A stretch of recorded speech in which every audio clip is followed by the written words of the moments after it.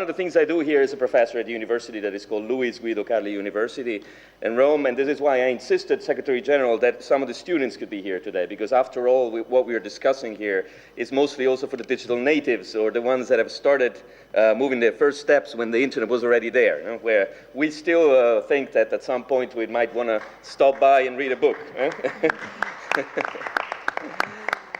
All right, yesterday, and I'm not going to tell you what I did yesterday, but something happened that was interesting because I was moderating a conference in Brussels, a big conference on cloud computing, and Ambassador Kennard, that Jonathan Liebenow already quoted, was there and gave an interesting keynote speech by reiterating one of the things that I also believe in, that we share.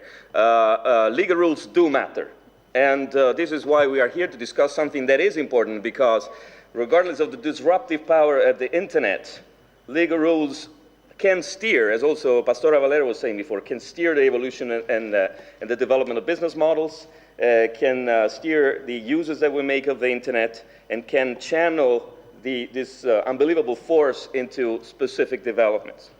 Now, what Ambassador Kennard, not surprisingly, was saying is that it was very interesting it was very important at the very beginning of the internet that both the public sector and the private sector made the right choices. Now, the public sector made the right choice of using a light touch regulatory approach to the internet by not considering internet services, telecommunication services at the very beginning, within the 1996 Telecommunications Act in the United States. These are two different things. These were two different things at that time, and I'm going to get back to this in a second. The private sector, by developing the multi-stakeholder model and by starting defining and choosing open standards for the internet to develop, made also the right choice. Now, I think we have to start from there when we develop our future thinking about the internet. Why do I say this? It is true that, and I'm getting back in a second to this, the business model or the revenue allocation on the internet is or could be considered imbalanced today.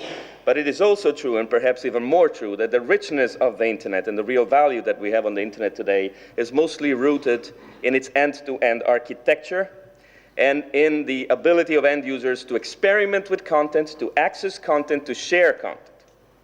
This is what has made micropayments not viable at the very beginning of the internet, some of you might remember, because people like to explore, use content, drop content, get somewhere else. This is what makes the internet so important, and share content and ideas with everybody else. Now, I've cut a very, very long story short, but what we have seen in the past few years is a repeated attempt to change this architecture of the internet in a way that is substantial. We have seen this in the attempts to establish cyber police, so to sacrifice copyright enforcement on the altar of the end-to-end architecture. We've seen this in cloud computing to some extent. We see this today, and we need to make sure that this doesn't happen. We see this in cybersecurity debates. We see this, of course, in net neutrality debates. And we also see this even if I know that it was not Luigi's original intention, but his proposal at the Wicked was at some point interpreted as one of those proposals that oppose, as Secretary General Touré was saying at the beginning, opposed to communities. Why? Because sending network pays or any form of interconnection which is alien to what is the nature of the internet determines a clash of cultures and communities. So this is not saying that we don't need infrastructure and there's no problem. I cut, again, a very long story short. We do have an internet model, if we want today. If we look at the revenue allocation, there is very fat in the middle and very thin at the two ends, right? Content providers on the one hand, traditional content providers have problems in reaping revenues out of the internet, and infrastructure operators have a very important potential free riding problem, and they feel like their investments are mostly reaped by somebody else, as Mr. Pileri was saying, many others in this room. Now, my suggestion here is that we find a solution to these problems. But we don't find this solution at the expense of the end-to-end architecture of the internet. Now, what does this mean in practice? Although, in principle, I should have spent 6 months talking about this, but I'm sure you wouldn't spend 6 months with me talking about this. We need infrastructure. At the EU level in particular, the problem is mostly rooted in the fact that we've had short-sighted regulators that still think that telecoms are separated from the rest of the world, and there's no competition between the telecoms and over-the-top, no substitutability, and that regulation should be a liberalization within national borders rather than creating a digital single market. The problem is less felt in the United States. Teresa might confirm, perhaps because there's been a decision to adopt regulatory holidays for telecommunications and then stimulate infrastructure deployment from that side without subtracting from the end-to-end nature of the internet. Now, we need a solution to infrastructure, and we need infrastructure everywhere. My argument here, my claim is that we don't want to bring everywhere a ubiquitous, resilient, robust, empty infrastructure. We want to have a resilient, robust, and sustainable infrastructure full of content. Where does this leave us in policy terms? Well, I do think we need a treaty, Secretary General.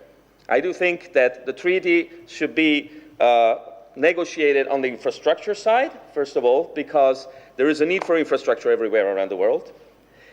I think we need that, but we don't need that for everything. We need that for the infrastructure side, and I think you've been pretty clear on that. And you have to keep preaching on that, because I think it will be very difficult. You're touching a very hot issue here. Everything you do, you know that at some point you have become a human rights regulator during Dubai, the Wicked Conference, a potential human rights regulator. We also need agreements on the output of all this.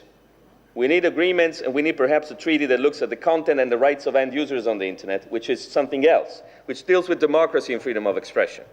So it's a different negotiation table. I praise very much Luigi, I praise very much Abadoun Touré for what they're doing and all the ones that have been active in this field. But if I want to fix democracy in a country, I don't call the Minister of Infrastructure. That said, I see for the future of internet governance clear agreements to bring infrastructure everywhere. We need that. Even ICT for development is a typical evolution. Many other applications of ICT in many fields need that. I see works, for example, within UNESCO on the endpoint of this. Countries do need to preserve certain values, openness, inclusiveness, pluralism, freedom of expression. This can have important consequences also for application providers. Diversity by design, pluralism by design, many other things like this. In the middle, I think we have no alternative to a multi-stakeholder model. The only alternative we have for technical issues is a better multi-stakeholder model, or perhaps a more accountable, slightly more accountable multi-stakeholder model. So I would like to see the small player, Nigel, very, very much humbled here, which play a huge role on the internet architecture, perhaps adopting more clearly so-called better regulation principles. Transparency, accountability, consultation, and to some extent even impact assessment principles, meaning explaining how certain decisions are going in the direction of the key principles and outcomes that have been also agreed on at political level. This is how I see this, and my invitation is, again, to continue on this way by keeping this in mind. This is my, of course, opinion, for what it's worth, and I'm very much willing to support your application to become the new Pope, Amadou.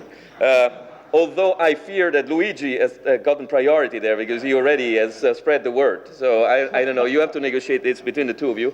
In both cases, my invitation is, this would also be applicable to the new Pope, to try and be a bit more ecumenic and even more multi-stakeholder than you've been so far in understanding the logic and the cultural values of the different communities that here are sitting at the table. Thank you very much.